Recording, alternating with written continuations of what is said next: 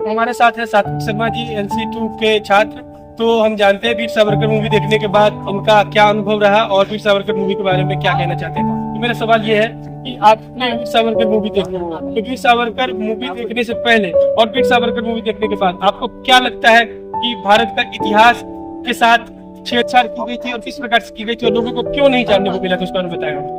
देखिए, एक बात तो मैं खुले शब्दों में कहना चाहूंगा। छेड़छाड़ के लिए तो मैं नहीं कहूंगा कि छेड़छाड़ हुई है, मगर हाँ, ये मैं जरूर कहूंगा कि जैसे क्रांतिकारी हमारे देश को अंग्रेजों की दास्तां 200 साल है, उसको आजाद होने में बहुत समय लगा। ऐसा है कि सिर्फ 4 से 8 10 क्रांतिकारी जिनका नाम हम जानते हैं, सब सम्मानीय है, सबका मैं भक्त हूँ, मगर केवल उनकी वजह से ही हमारा भारत आजाद नहीं हुआ। उसमें बहुत से ऐसे लोगों की भूमिका रही जिनका शायद हम नाम के बारे में तो जानना अलग बात है। सावरकर जी भी शायद उनमें से ही एक क्रांतिकारी थे जिनके नाम के बाद, जिनका नाम था मगर उनके बारे में उतनी सूचनाएं हमें प्राप्त नहीं। इस फिल्म में कहीं ना कहीं मेरे नैरेटिव का बदला है, कहीं ना कहीं जानकारियां मुझे नहीं थी, मुझे वापस मिली है पे आता है। इसके लिए मैं फिल्म निर्माताओं का, लोगों का आभारी हूँ। और मैं एक बात ये भी अपील करूंगा कि इसी के पैसे और भी तमाम फिल्में बनाई जाए उन लोगों के ऊपर, उन अनसंग वॉरियर्स के ऊपर जिन्होंने देश की लड़ाई में, क्रांति में, देश की आजादी की लड़ाई में अपने प्राण दे दिए, लेकिन आज हम, हमारे बच्चे, हमारा यूथ उनका नाम ही नहीं जानते। मेरा अगला सवाल है कि जैसे इसमें से आप दुर्गा देवी जी का भी नाम रख सकते हैं जिनके ऊपर मूवी बननी चाहिए। दुर्गा देवी जी के ऊपर हमने, हमारी सोसाइटी ने और हम लोगों ने मिलकर के कार्यक्रम भी किया था दुर्गा भाभी जी के ऊपर, जो क्रांतिकारी शहीद भगवती शरण बोरा जी की पत्नी थी। उन्होंने HSRA के गुप्तचर के तौर पर काम किया और अंग्रेज सरकार उन्हें कभी नहीं पकड़ पाई। अंततः उन्होंने आत्मसमर्पण किया और उन पर जब मुकदमा चलाया गया तो उनके खिलाफ कोई भी सबूत तक अंग्रेज सरकार को नहीं मिला। बाद में उन्होंने जाके लखनऊ में एक स्कूल भी खोला। तो ऐसे बहुत से अनसंग वॉरियर्स हैं जिनका नाम आज भी नहीं हम जानते हैं, और महिलाओं के उत्थान में और महिला सशक्तिकरण में दुर्गा भाभी का नाम तो मैं मानता हूँ सबसे बेस्ट। तो वीर सावरकर मूवी जब आप देखा तो आपके लिए सबसे best moment, heart touching moment क्या रहा जो आप आजीवन याद रखते हैं? सबसे हार्ट टचिंग मोमेंट अगर मुझसे पूछा जाए तो वो था जब एक ही जेल में रहने के बाद भी 9 साल बाद दोनों भाई मिले। तो ये इस बात को दिखाता है कि हमारे क्रांतिकारियों का मानसिक स्तर, शारीरिक स्तर, दोनों ही स्तरों पर कितना शोषण हुआ और उसके बाद भी वो नहीं टूटे, सिर्फ और सिर्फ इस देश के। फिर अगला सवाल है कि नरम दल और गरम दल दोनों का योगदान है, तो दोनों के बारे में आपके क्या विचार है अब इस मूवी को देखने के बाद? देखिए, एक मूवी के आधार पर ही मेरे विचार नहीं है, क्योंकि मैं इतिहास का छात्र रहा हूँ तो मैंने दोनों के बारे में पता। मैं मानता हूँ कि किसी भी देश की आजादी के लिए, किसी भी देश के किसी भी मूवमेंट के लिए, किसी भी अच्छे आंदोलन के लिए दोनों ही पक्षों का होना बेहद आवश्यक है। देखिए, नरम आंदोलन में एक बहुत संख्या में लोग जुड़ सकते हैं। क्रांतिकारी होना और किसी भी चीज का सशस्त्र विद्रोह करना शायद है कि हर व्यक्ति के हाथ में नहीं, मगर मानसिक विद्रोह करना, मानसिक रूप से किसी भी विद्रोह का साथ देना, ये लगभग हर व्यक्ति के हाथ में। तो जितना जरूरी नरम दल है उतना ही जरूरी गरम दल भी है। इसीलिए दोनों ही दलों की इक्वल भूमिका है किसी भी आंदोलन को एक प्रभावपूर्ण तरीके से काम करने।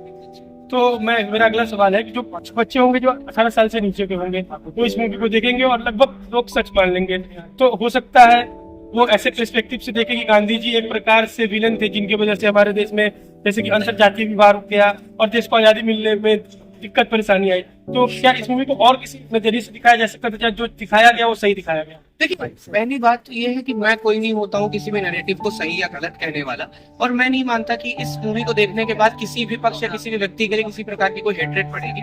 मूवी निर्माताओं ने अपने स्तर पे, अपने हिसाब से कई बार कई चीजों को रखा है। गांधी जी के एक बहुत ही महान व्यक्तित्व है, उसके बारे में कुछ भी कहने या सुनने के लिए उनको कोई वैलिडेशन देने वाला मैं नहीं होता हूँ।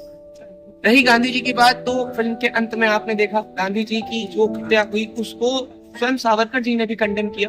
तो ऐसा नहीं है, क्रांतिकारी में कोई एक दूसरे का विरोधी नहीं होता। हाँ, रास्ते भले अलग हो सकते हैं मगर मंजिल सभी की एक है, तो सभी एक साथ है और हमें सबका सम्मान। तो आप लॉ सेंटर 2 में आपका बहुत मान सम्मान नाम है, तो आप चाहेंगे कि और लोगों तक इस मूवी को प्रीमियर कराया जाए जब गुरुमुखी हॉल से हट जाए? तो हाँ, मैं बिल्कुल चाहूंगा कि सावरकर जी की फिल्म जो है वो लगभग सभी लोगों को देखनी चाहिए, irrespective of any caste, creed. और अगर आप किसी पार्टी लाइन से भी जुड़े हैं, आपको लगता है कि सावरकर किसी पार्टी लाइन के थे, ऐसा नहीं है।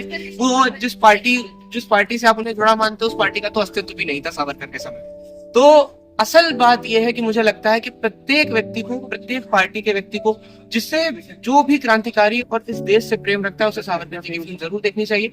जिसे उनसे किसी प्रकार की कोई द्वेष भावना भी है, उसे भी फिल्म देखनी चाहिए, ताकि उसका नरेटिव क्लियर हो। कुछ लोगों का ये कहना है कि वीर सावरकर जो है वो बड़े तबके के नेता हैं, जैसे ब्राह्मण, इन लोगों के, राजपूत वगैरह के नीचे लोग, बाकी लोगों के नीचे नेता नहीं है, वो ज्यादातर उन्हीं लोगों के लिए कार्य किए। इसके बारे में आपका क्या कहना है? इसका सबसे बेहतरीन, ये बिल्कुल गलत बात है, और सबसे बेहतरीन इसका उदाहरण स्वयं फिल्म में दिया गया, जब सावरकर भैया हमारे जो है कथित तौर पे, जिनको हरिजन कहा जाता है, उन हरिजन समाज के साथ थे। देखिए, पहली बात, मैंने ये शब्द क्यों यूज किया कथित तौर पे हरिजन? मैं मानता हूँ कि सब हम हिंदू समाज के लोग, सब हिंदू समाज के लोग हैं। किसी भी तरह के किसी वर्गीकरण या किसी भी तरह के किसी कास्ट सिस्टम को मैं ना मानता हूँ, ना मैं कभी जीवन में मानूंगा। सब मेरे भाई हैं। किसी को कोई भी नाम देने से मुझे लगता है कि शायद हम उन्हें अलग कर देते हैं। हम अगर सबको हिंदू मानते हैं तो इसमें तो कोई विरोध वाली स्थिति नहीं है कि कोई नीचे कोई ऊपर, सब कुछ नहीं। सब हमारे भाई हैं, सब हमारे साथ हैं, सब हमारे साथ के हैं। जैसे वो है वैसे हमें, सब लोग इसी से। दूसरी बात है कि अगर इस तरह का नैरेटिव है, तो आप खुद देखिए कि उस जो है हमारे प्यारे हरिजन समाज के लोगों को लेकर के, कि भाई मंदिर अगर उन्हें नहीं जाने दे रहा था तो स्वयं सावरकर जी गए और उन्होंने हरिजन समाज के लोगों को ला करके जो है मंदिर में जाने का प्रयास किया। जब मंदिर के अथॉरिटीज ने उन्हें अपोज किया, तब उठा करके उन्होंने कहा कि हम एक नया मंदिर बनाएंगे जो सबके साथ लोगों में साथ ही अंतर जाति के खरोच भी रखा। तो मैं मानता हूँ कि ये मूवी इस बात का भी सटीक उदाहरण है कि अब इस देश में जात पात की राजनीति बंद होनी चाहिए।